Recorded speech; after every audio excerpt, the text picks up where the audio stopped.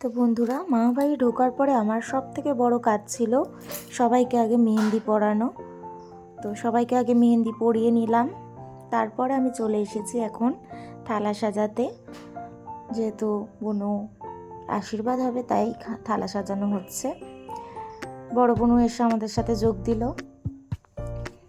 এখন একে একে সবাই আমাদের আশীর্বাদ করবে। আমরা কেউই জানতাম না যে ছোট বোনুর সাথে আমাদের দুজনেরও আশীর্বাদ হবে করা। তো যেহেতু পরপরই আমাদের তিনজনের জন্মদিন, তাই একেবারে আশীর্বাদটা সবাই সেরেই নিল।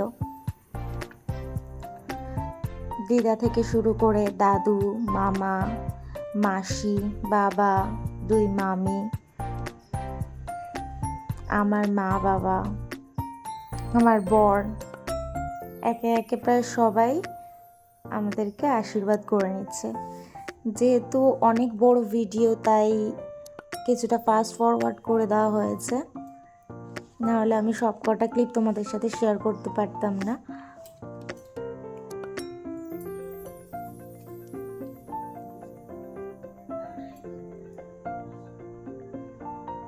তো আশীর্বাদের সময় পায়েস খেতে খেতেই আমাদের পেট ভরে গেছিলো, যার জন্য দুপুরে খাওয়া দাওয়াটা আমাদের খুব একটা ভালো করে করা হয়নি, আমাদের লস হয়ে গেছিলো।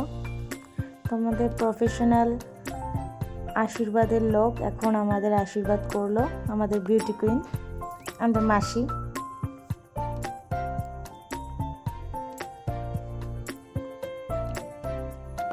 তো আমার ব্লগগুলো তোমাদের কেমন লাগে অবশ্যই কিন্তু কমেন্টে জানিও, তোমাদের কমেন্টের আশায় থাকবো। আর যারা যারা এখন আমার ইউটিউব চ্যানেলটা সাবস্ক্রাইব করোনি, তারা তাড়াতাড়ি আমার চ্যানেলটাকে সাবস্ক্রাইব করে দাও যদি তোমাদের আমার ভিডিও ভালো লেগে থাকে।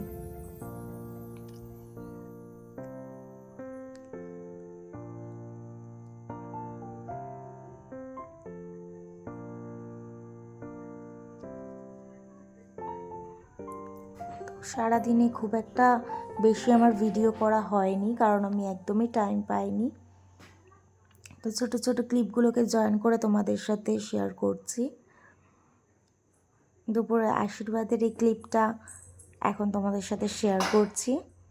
জানি না সন্ধ্যাবেলায় কতটা কি ক্লিপ তোমাদের সাথে শেয়ার করতে পারবো, তবে অবশ্যই চেষ্টা করব তোমাদের সাথে একটা ভিডিও শেয়ার করার।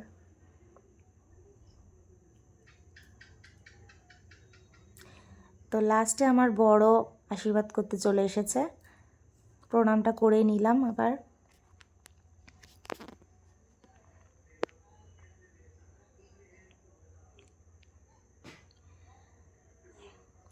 তো আশীর্বাদের পর্ব শেষ, এখন আমরা দুই বোন মিলে বোনকে এখন খাইয়ে দেব। আর দুপুরের এই ছোট্ট ক্লিপটা তোমাদের সাথে শেয়ার করছি। সবাই কিন্তু কমেন্টে জানিও তোমাদের কেমন লাগলো।